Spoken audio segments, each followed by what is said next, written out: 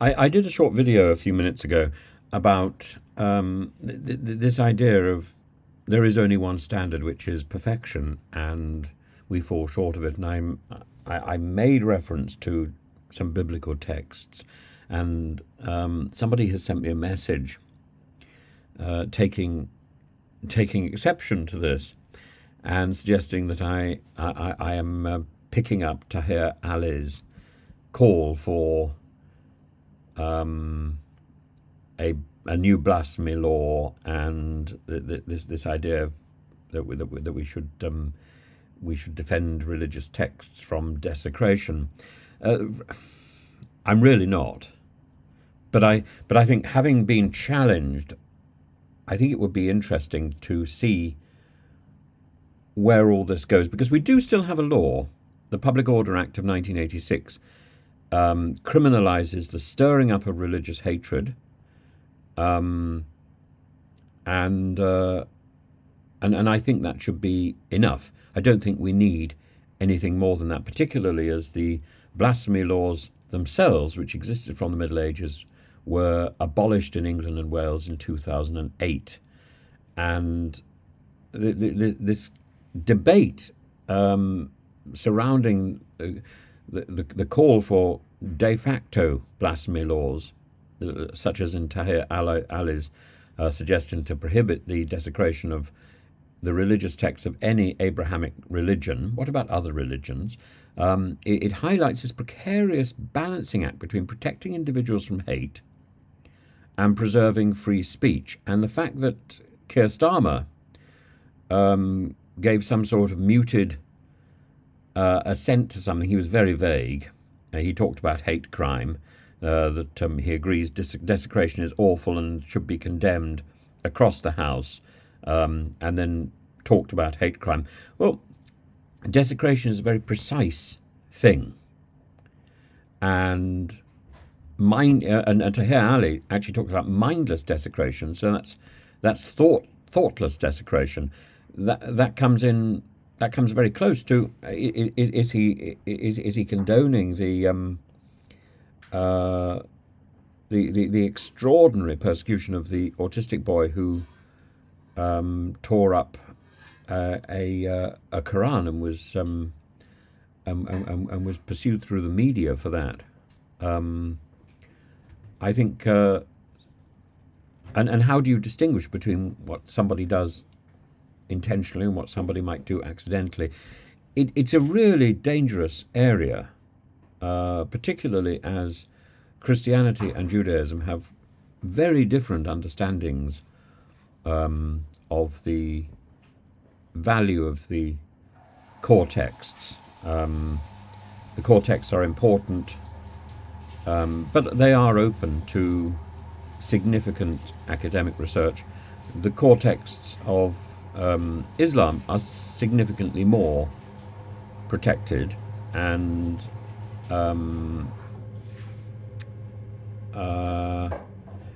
perhaps with good reason. But I think it should be about one's own decision to respect these texts, rather than a legal prohibition against desecration. And a criticism of texts is not necessarily the same as racial or religious hatred. And definitions of Islamophobia, definitions of anti-Semitism are becoming increasingly vague, and are being used, are almost being weaponized. Keir Starmer's tepid response, avoiding a firm rejection of the concept, underscores, among other things, a troubling ambiguity in the leadership that he's giving on this particular subject. So, as I say, the Public Order Act of 1986 already addresses incitement of religious hatred through threatening words or behaviour. So if you use threatening words or behaviour, and your impulse is to belittle or besmirch a religion, then that is criminal. It explicitly stops short of prohibiting criticism or mockery of religions. That's a critical safeguard for free expression. But a high-profile instance such as the Batley Grammar School event, where a teacher went into hiding for showing caricatures of the Prophet Muhammad. Yes, maybe those caricatures should never have been drawn, but the fact that they have makes them into a historical document. Now, I'm not sure that a grammar school is the place to be discussing or conducting that level of discussion, but certainly a university would be, and I would expect that to be part of a serious discussion about concepts like religious intolerance and the criminalization of thought or inadvertent actions in a religious context undermines both legal protections and the trust that we need to build up in society. It's not the job of the law to do this. It's the job of our education, and it's the job of our respect for one another's cultures. So Ali's remarks resonate ominously with a movement across the world to enforce ideas of blasphemy, whether this is about somebody who has inappropriate song lyrics, or indeed, if they've done something accidentally. The UK has its own draconian measures. Parallels should be, we should be thinking about the case of what's the name of the person, Isabel Vaughan Spruce, I think, who was arrested for silent prayer in a buffer zone area. And this seems to me to be an alarming expansion of state interference into personal beliefs. The introduction of these sort of laws, like the Public Order Bill, criminalising silent prayer near abortion clinics, this is a drift towards policing thought and consensual conversation. Scotland's got the Hate Crime Act of 2021 risks criminalising subjective interpretations of religious criticism. It threatens people with traditional views on marriage or gender. I may not like those views, but people need to be free to express them, and it should be a development of our education and our care for one another that should limit the offence that people cause. It shouldn't be a matter for the law.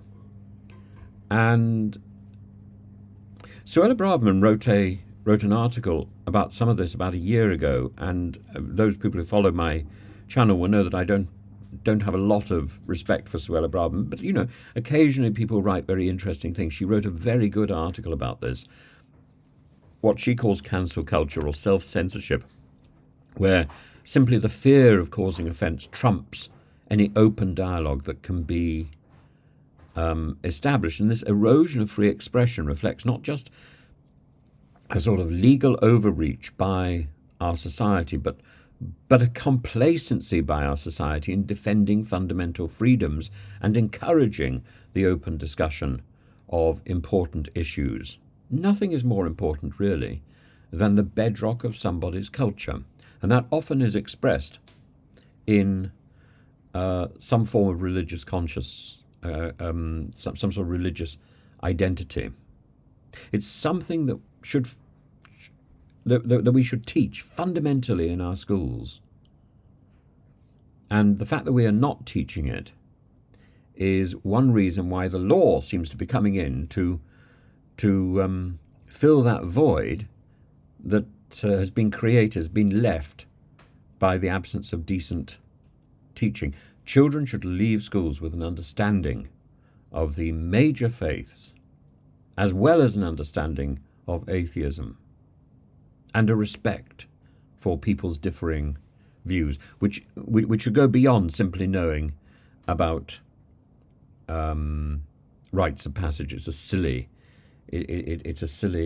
syllabus that focuses on rites of passage. We should be focusing on texts and on the importance of texts and traditions that underscore people's sense of identity and sense of vocation, sense of people's goal in life. It may not be your goal or my goal, but it is the goal that was defined by many people's grandparents or even their parents. And it's a goal that people often find they want to pass on to their children, even if at this moment they're rather dismissive of it. It's something that defines our background. And the efforts to legislate against offence, whether through explicit blasphemy laws or expansive hate crime statutes, makes a mockery of pluralism, but it also makes a mockery of our education, our efforts at education. And we should mock those efforts at education because they aren't doing their job.